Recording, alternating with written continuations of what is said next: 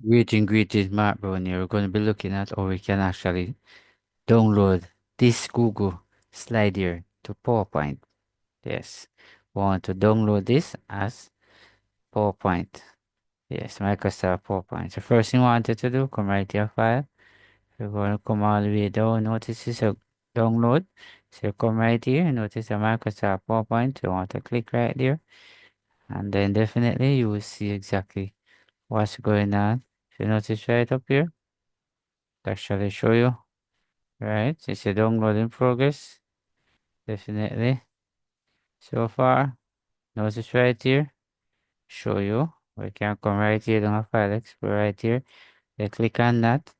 Right. So what you want to click on that now, this is exactly where it is. When you click on that, you're going to come over to where it says download.